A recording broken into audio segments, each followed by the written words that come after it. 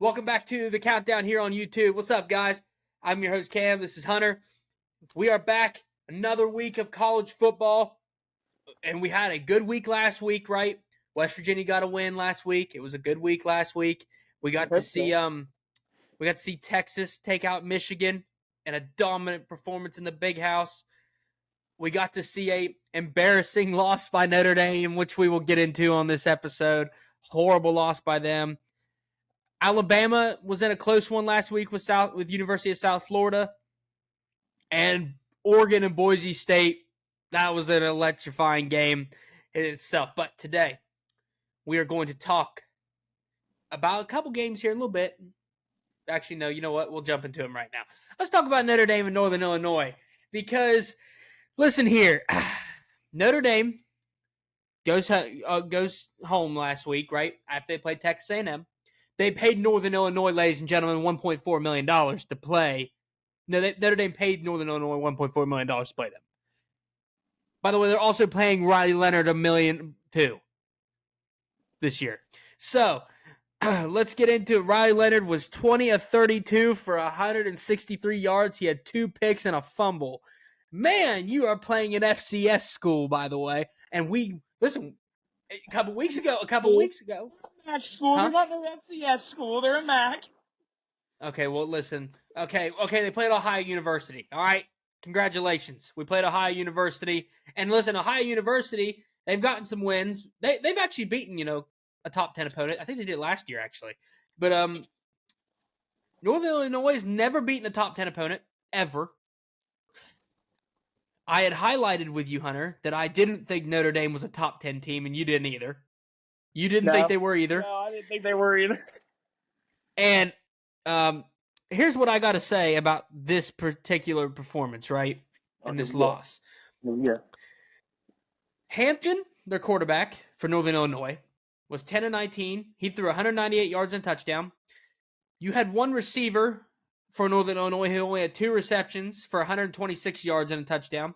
So not only did the defense, let up some yards for Notre Dame, Riley Leonard, the guy that you brought in, after losing Sam Hartman to the NFL, the guy you thought would, take you from here, right, to up here, is taking you from, here where you started to way down here. Because this guy is just as bad as he was at Duke. You know what the thing is about Riley Leonard? Riley Leonard was a dual-threat quarterback at Duke.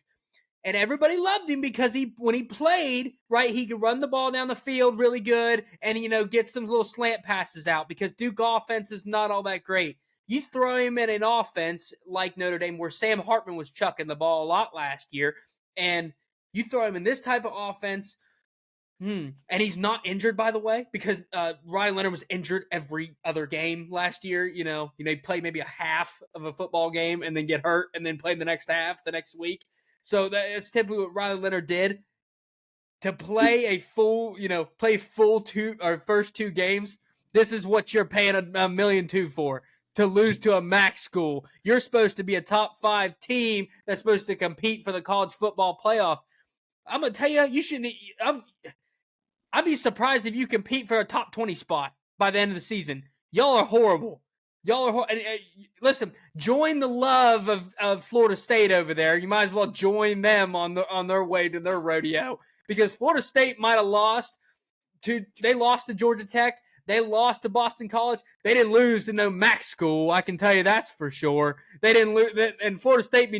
Mike Norvell's not losing to a MAC school. That's not happening. So, props to Notre Dame to, never shock anybody because Paul Feinbaum said this 3 years ago. He goes, they played Alabama in the college football playoff 3 or 4 years ago, right? They got obliterated. And Paul Feinbaum went, man, they shouldn't be allowed back in the college football playoff for how bad they played. I mean, they played bad. Typical Notre Dame, an independent school, no conference, thinks they're big-headed and big time, and guess what? You got knocked on your ass. That's what you did. You got knocked on your ass and faced back to reality. Hunter, you can have the floor. Oh man, that was wow. I don't like Notre Dame, so I just put my 2 cents out there. I don't like Notre Dame either for the fact that they don't join a conference and they do try to take the easy road. Everyone's like, well, we play people. No, you don't. You play the minor leagues. You don't play no SES school. You went and played in the ACC. Good job. You want a cookie? And you played when Clemson just lost Watson and Lawrence. Good job. I'm disappointed in Riley Leonard because I think he's a better quarterback than what he showed in Northern Illinois. I'm not saying he's great. I'm not saying he's amazing, but I think he's better than what he showed. So I am disappointed in him. But Notre Dame's frauds. Like, you know how they say West Virginia, like, we can't win, like, the big one? Well, Notre Dame can't beat anybody in the SEC or the Big Ten. I'm convinced. They can't beat the top two teams or top two conference teams. They're just bad. They choke.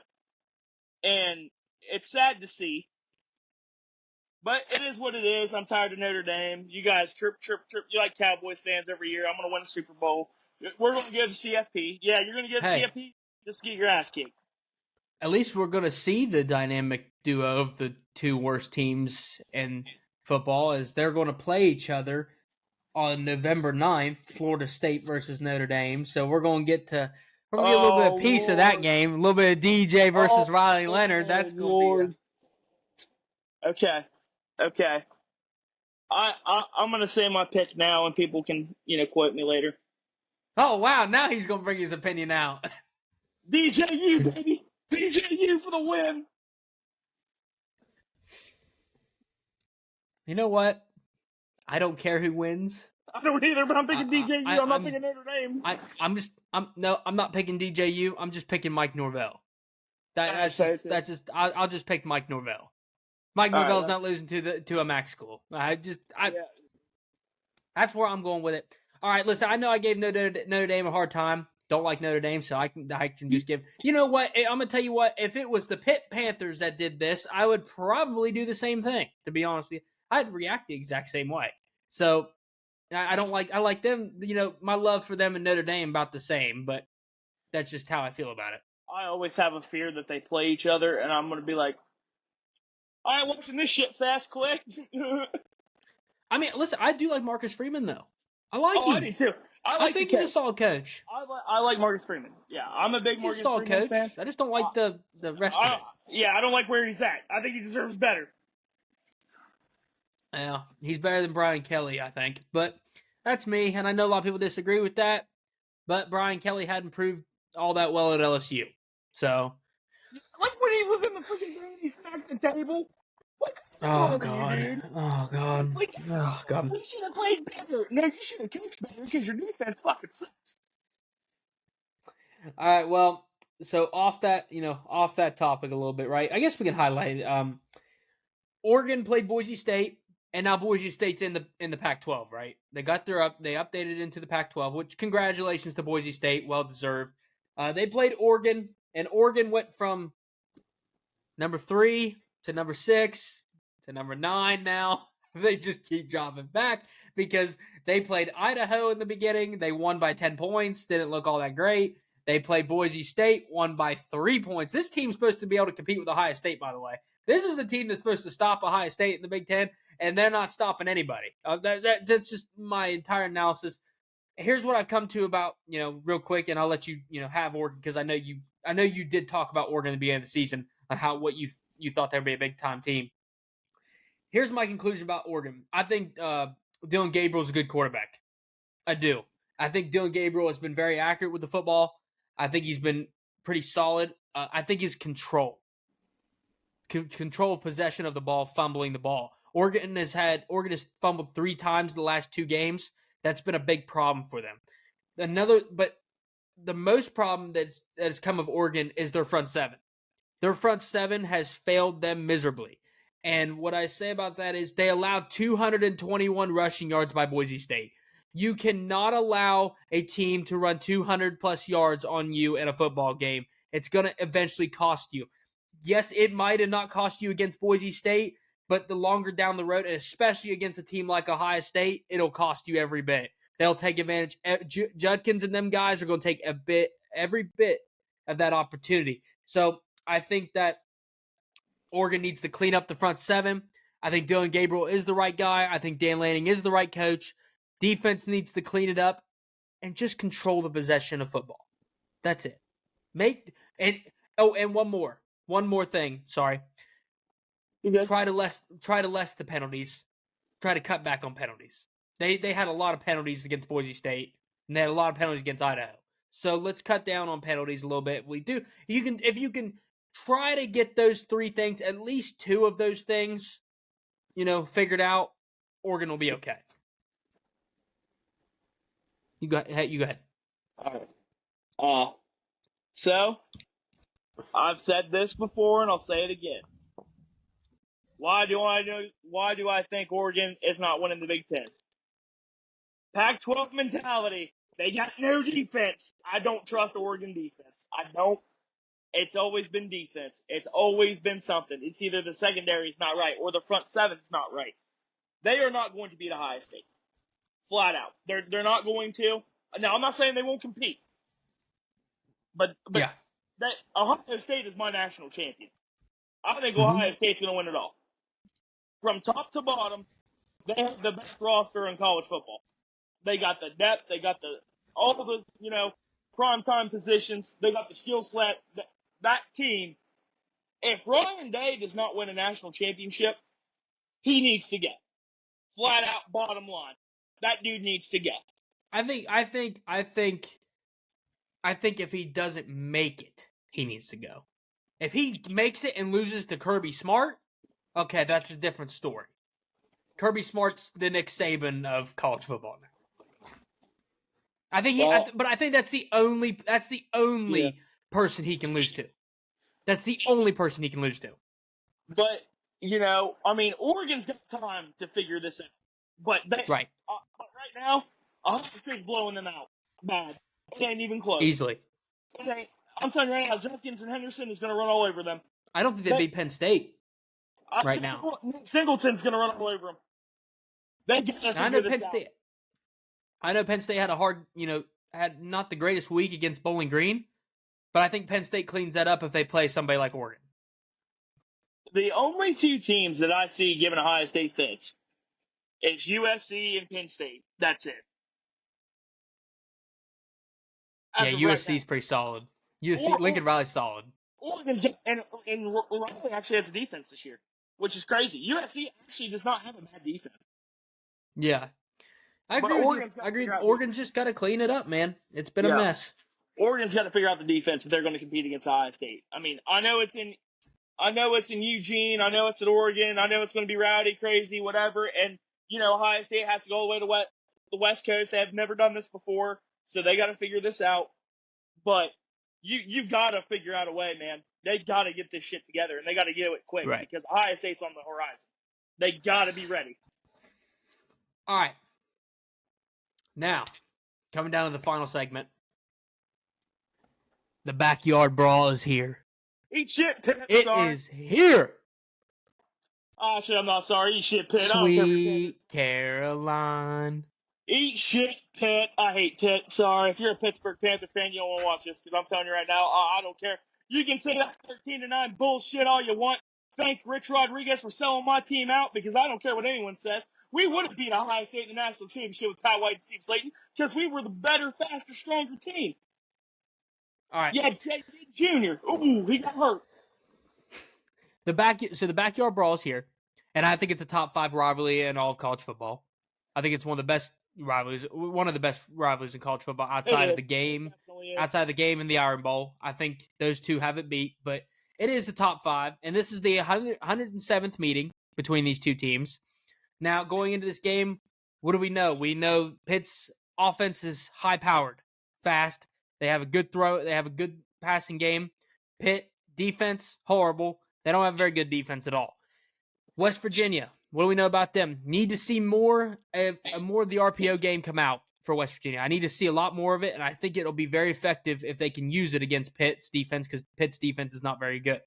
West Virginia's front seven, if they can disrupt Holstein, the quarterback, if they can disrupt him and stop a little bit of the run, I think West Virginia can take advantage in Acrisure Stadium and get away with a win. I don't think it is a blowout game. I think it is a tight game the entire road.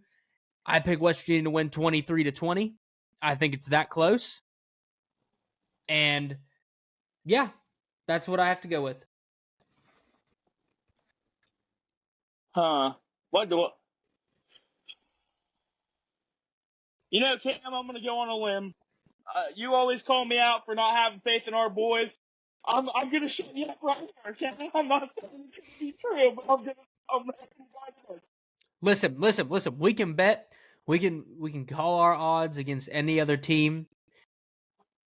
We don't call it against Pitt. No. I'm telling you right now, I'm going for the long ball. All right, I'm going yard. The secondary that we have had passing downs with for 2 games, they show out. They show out against Pitt. It's going to be the no-fly zone. All right, that I'm not saying. I don't agree with that one. I mean, we're going to let some balls behind us. It's West Virginia. I mean, down a little bit. But no, we ain't Seattle. We ain't Denver. We ain't the Broncos. Exactly. We're gonna give up some big air. But no, I do think our secondary does show up. I think our secondary does get their head out of their ass. I do think we make it tougher. We get more physical. And I think offense don't turn the ball over. And if we don't turn the ball over, if the secondary shows up like how our front seven showed up, if White can run the ball and Donaldson can get going, I think we're going to do good. Cole Taylor's got to catch the ball, no drops. If that happens, I'm going to say 31-17 WVU win. What's this mean for Neil Brown if he loses this game? What is it? I mean, I'm not. Listen, I'm not down in the guy. I'm just saying, I think West Virginia fans, this is how West Virginia fans are. This is how we are. This is like Ohio State playing Michigan for us, right? This is that level of hate for us. And I think it's they're willing to throw Ryan Day out the door just for losing to Michigan. I'm not saying we're going to throw out Neil Brown or anything, but I'm saying this will be, if he loses this game, this is the second time that he loses to Pitt. This isn't going to be, I think, I don't know. I think he has a good team. I think he can have a good season, but I don't think you can afford to lose to Pitt. I just don't think you can. If he loses to Pitt, which, oh God, I want to just drink vinegar after saying that because I don't want to think about it. It's making my stomach sick. If he does lose to Pittsburgh, there I'll feel a little better. I think we lose the team. I don't think the Big 12, us contending for a Big 12 championship, I think that's out the window. I think it is. I don't think we're going to do good in the Big 12 if we lose to Pitt. I really don't. And to be honest, I think we fire him. Because there's always dominoes effect with West Virginia football. That's what I'm saying. I'm not saying we're going to fire him because of one game. I'm saying I know how our boys are. One crushing defeat, and we just spiral out of control. And the season's over with, right? And the season's over with. I mean, that's how we are. But we don't have a high state expectations, and that's what makes me mad about some of our fan base. They act like we're an elite school. No, we're mediocre. Let's be real. Let's be honest. West Virginia football has not been ranked in 6 years. Not since Neil Brown has arrived.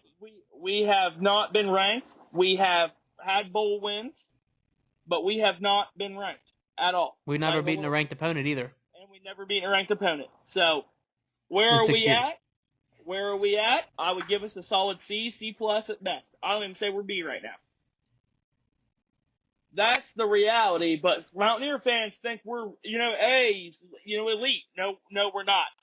I don't even want to hear that. Don't compare me to Ohio State. I'm telling you right now, we ain't in the ballpark.